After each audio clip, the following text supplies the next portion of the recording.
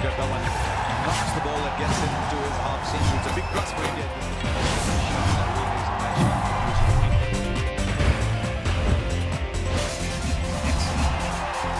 That's an excellent shot.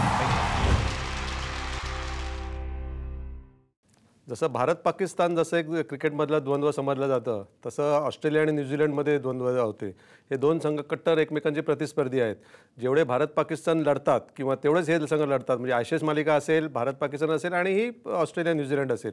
World कपमध्ये ही सर्वात महत्त्वाचा सामना असणार आहे, कारण ऑस्ट्रेलियाने दमदार सुरुवात केलेली आहे. न्यूझीलंडनेही पहिला एक सामन्यात त्यांना झिम्बाब्वेविरुद्ध लढायला लागलं, पण नंतर त्यांनी जो मॅकलमने जी काय आक्रमक फलंदाजी करून आपले पुन्हा ताकद दाखवलेली आहे, त्यामुळे हा सामना अतिशय चुरशीचा होईल.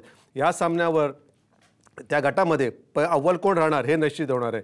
त्यामुळे त्या निकालाचा तसा परिणाम होणार नाही, एक किंवा दोन नंबर राहील. त्यामुळे तो जो पुढच्या गटात उपांत्यपूर्व फेरीसाठी जी काय लढत होईल त्याला विशेष महत्त्व नसेल, पण एक मानसिक वर्चस्वाची लढाई असेल, कारण पुढे जाऊन हे संघ कदाचित अंतिम फेरीमध्ये जाऊ शकतात किंवा उपांत्यपूर्व त्यांची लढत होऊ शकते. त्याच्यामुळे हा सामना दोघांची ताकद आजमावायला, परस्परांचं एकमेकांचं बळ आजमावायला, एकमेकांवर कुरघोडी करायला, एकमेकांवर वर्चस्व मिळवायला हा सामना दोघांच्या दृष्टीने महत्त्वाचा आहे. सर्वात महत्त्वाचं म्हणजे हा सामना न्यूझीलंडमध्ये होणार आहे. ऑस्ट्रेलियाने आत्तापर्यंतची जी काय दादागिरी दाखवली, त्यांनी जे काय वर्चस्व मिळवलं हे सगळं त्यांच्या मायदेशात मिळवलेलं आहे. न्यूझीलंडमध्ये त्यांना जाऊन सामना खेळायचा आहे. न्यूझीलंडने गेल्या काही सामन्यामध्ये अतिशय वर्चस्व अगदी बहारदार कामगिरी केलेली आहे. त्याच्यामुळे ऑस्ट्रेलियाला तिकडे जाऊन विजय मिळवणं तेवढं सोपं होणार नाही आहे. सुरुवातीच्या काळात तिकडे चेंडू चांगले स्विंग होतील. त्यांच्याकडे साऊदीज फॉर्मात आलेला आहे. बोल्ट हा त्यांचा सर्वात दुसरा एक चांगला डावखुरा वेगवान गोलंदाज फॉर्मात आलेला आहे. तसेच त्यांची फलंदाजीही चांगली झालेली आहे न्यूझीलंडची. त्याच्यामुळे ऑस्ट्रेलियाने जरी किती म्हटलं आम्ही सहज विजय मिळवू, आम्ही वर्चस्व मिळवू, तेवढं त्यांना सोपं जाणार नाही. एकूणच ऑस्ट्रेलिया आणि दोघांसाठी हा सामना महत्त्वाचा असेल.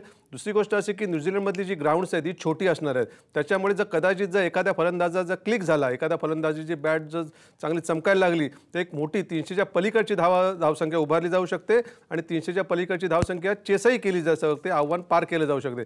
त्याच्यामुळे हा एक सामना हाय व्होल्टेज म्हणून या विश्वकंटक स्पर्धेचा आत्ताचा समजला जाऊ शकेल.